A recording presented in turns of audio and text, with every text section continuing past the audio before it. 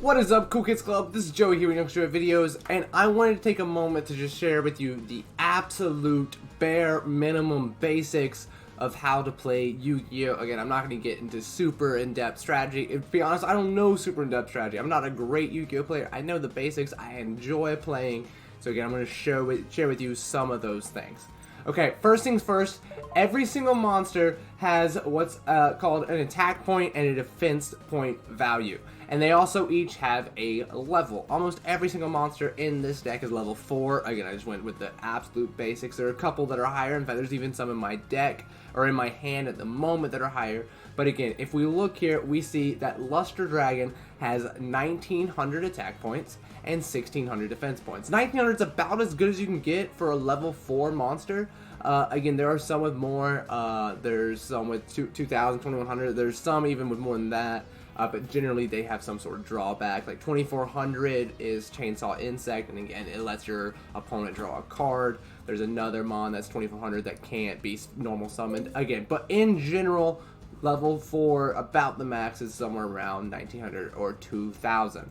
If we look here, we see Dark Magician Girl. She's a pretty famous card, and she's level 6. And again, she's a little bit higher level, or a little bit higher attack, but not by much. So again, each card has an attack and a defense value, and you can summon with your normal summon 1 card per turn. Again, you can normal summon 1 monster, and then you can set him in defense mode if you prefer. And you set him face down in defense mode, and you use your defense value. If you summon him, you use his attack value. So again, I'm going to go ahead and summon Luster Dragon here. One thing I haven't mentioned is there's something called a normal monster and an effect monster. So normal monsters are a little bit lighter colored, and Luster Dragon is one of those things. Raiden here is an effect monster. He's also a tuner monster, and we'll talk about what effect monsters are in a moment. Again, Guardian Sphinx here and Dark Magician Girl are both also effect monsters. And they're higher level, and you have to summon them in a different way. And again, we'll talk about that in just a second. I'm going to go ahead and end my turn, and I'm going to let Kaiba have his turn. And he's going to do something very similar. He's just probably going to set a monster, again, in defense mode. And he puts something in on the back row, either a trap card or a magic card. Again, we'll get some of those drawn in a moment. I have mainly a monster deck here. But again, we do have some spells and traps, and I will show you those. Okay, so like I was saying, we summon higher level monsters differently. Level 5 and 6, if I'm just going to normal summon it, which I'm going to in a minute, it's called a tribute summon. And I have to basically kill one of my own monsters in order to get out a monster with higher attack. So that's what I'm going to do. I'm going to tribute Luster Dragon to pull out Dark Magician Girl. So Luster Dragon goes into the graveyard, which is what I have over here on the right. This is the graveyard. This is something called the Pendulum Zone. We won't worry about that. But again, this is the graveyard, and this is something called the Banish Zone right here. Obviously, I have my deck here. I can have anywhere between 40 and 60 cards there. And then over here on the left, I have something called my Extra Deck, and I'll show you a little bit about that in a minute. So now that I have a mon out there, and it's no longer my first turn, I can go and attack if I want to. So I try to attack his face down monster, and he plays, again, what's called a trap card. This is a basic counter trap where he keeps me from being able to attack. It's called negate attack. Okay, so I end my turn, no big deal, and it's now, again, Seto's turn. Okay, so now we are going to talk about trap cards and spell cards. So I got 2 in my hand. I have a spell card right here. They're green, and they can be played directly from my hand if it's my turn. Now, trap cards, they cannot generally be played directly from my hand. I have to set them down first, like I just did. Again, face down on the back row, and then either on my opponent's turn or on my next turn, I can play them. But I can't play them immediately. Again, spell cards, I can play right away. So, again, that is the difference between a spell card and a trap card. Again, a lot of times trap cards are called counter traps, where they kind of affect and protect your monsters on your opponent's turn, but they don't always do that. They have lots of different effects. So again, he just played his spell card and killed my monster. In fact, I might do the same thing on my next turn as well. So again, now that it's his turn, I can play my trap card if I want to, and in fact, I will. I will activate Call of the Haunted and be able to get Force Raider out of the graveyard. So again, I can play a trap card either on his turn or on my next turn. I just couldn't play it on the same turn that I drew it on. He just played 2, now 3 magic cards directly from his hand. Like I said, magic cards can be played basically whenever you want if it's on your turn directly from your hand. I'm going to go ahead and play Dark Hole as well, just because I can.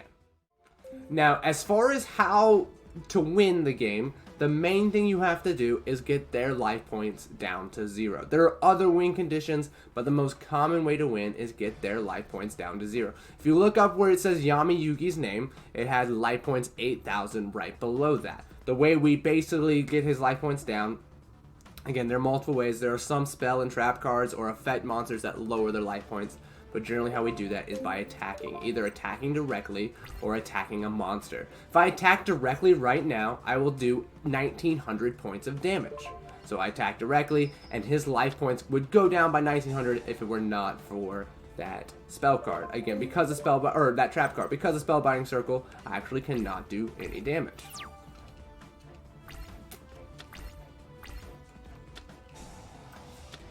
Now, again, he plays Monster Reborn, another spell card, and again, it brings out a stronger monster. Now, we're going to do kind of a weird summoning mechanic. We talked about just normal summoning. We talked about tribute summoning. There's something that's a little bit newer called XYZ summoning, or XZ summoning. And basically what you need, generally, is two monsters with the same level. I have 2 level 4 monsters, so I can XYZ summon. I have level 4 or rank 4 XYZ monsters in my extra deck, which again is what the deck on the left is called. So I'm going to summon. I have to tribute my 2 level 4 monsters, and I get another level 4 monster out. And generally the reason why you'd want to do that is either for the effect of the XYZ monster, or just because it has a higher attack or something like that. Again, now that I have a higher attack monster out, I can attack his Vorse Raider. And how it works is, I could use his effect, but I'm not going to worry about that right now. How it works is I have a 2,000 attack monster. So a 2,000 attack monster, and when it attacks a 1,900 attack, I basically subtract the difference. I do 2,000 minus 1,900, and he does 100 points of damage. So again, his life points are going down just a little bit.